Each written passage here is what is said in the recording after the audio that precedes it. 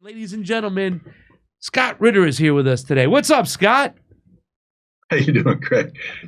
Thanks for having me on. It's great to have you on, man. It's always it's very hard to find anybody who has your insight and your point of view because you've been doing this for such a long time. So the reason why I asked you to come on today is that our good friend Volodymyr Green Screen Zelensky is running around Washington, D.C. at the UN Council asking for more money.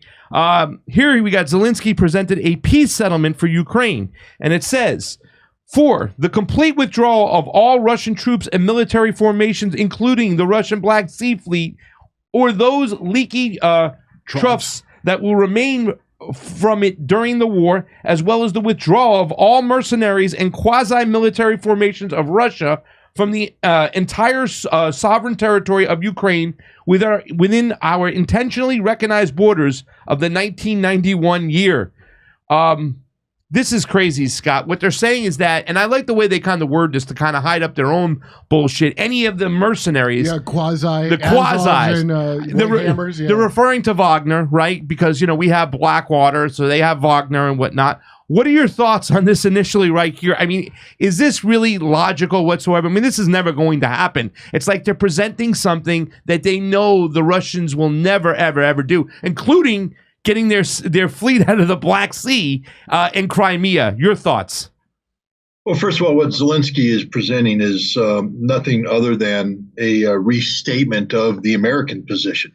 The American position is that Russia is in Crimea illegally, and that Russia has illegally annexed the four territories that comprise what is known as New Russia, Novaya Russia, the Kherson, Zaporizhia, Donetsk, Lugansk.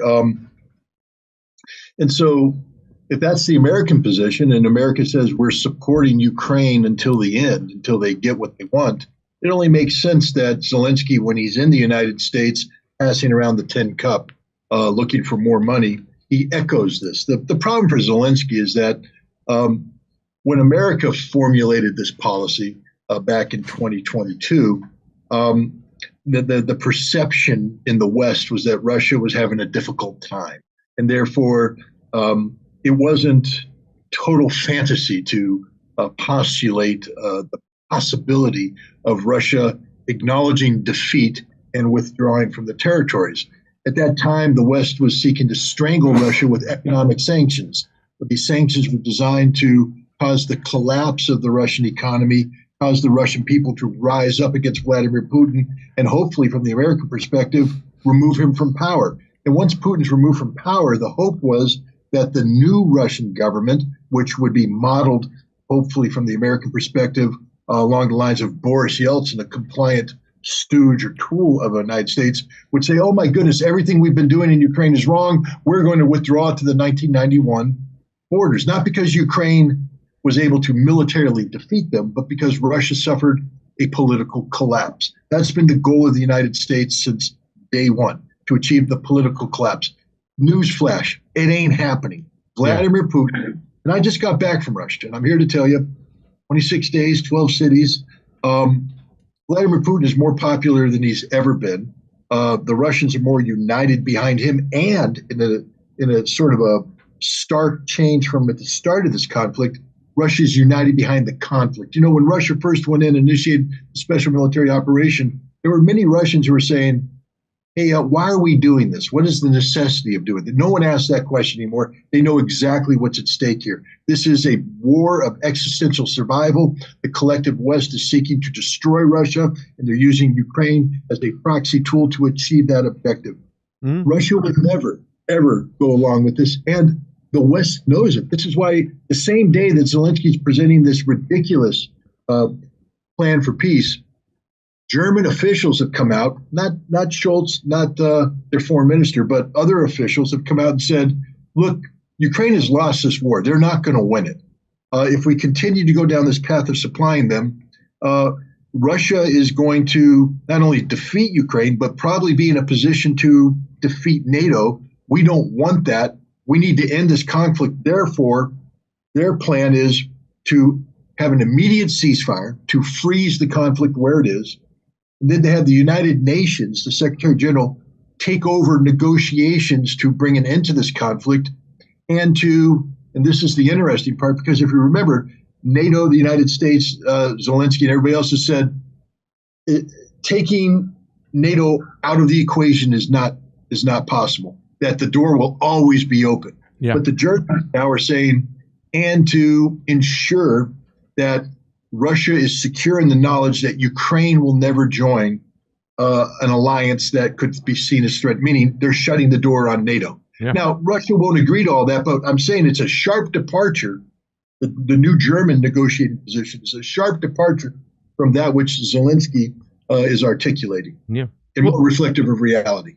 You know, I think when it comes to Germany, there's more than just like NATO getting defeated. I think the fact that, them not being able to do business, energy-wise with the Russians is really hurting their economy. So that's why you hear some of those echoes from the bleachers. But I want to kind of ask you one question in particular, what you just said over there, right?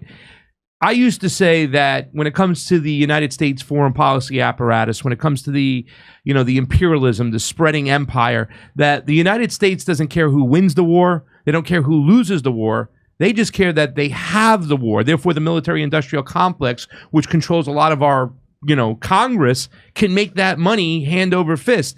Was it ever really logical in their mind that they could actually have? I know for people like Lindsey Graham Scott, they probably believed that regime change was possible in Russia, but the foreign policy apparatus, did they really believe that Russia would be, buckling and crumble to their knees and they could have this change and, have regime change within Russia? Was it a believable thing, or was it just more important that they had this proxy war?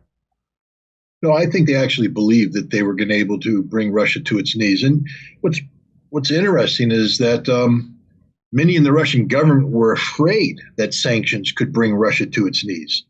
One of the reasons why Vladimir Putin didn't declare war, why he didn't mobilize up front, was concerns that the Russian public, subjected to sanctions, wouldn't be in the mood for additional economic constraints brought on by general mobilization and things of that nature, that there could be widespread unrest that could lead to domestic pressure that could put Putin at risk. And so, they went in with the special military operation, with the army as it is, without mobilization.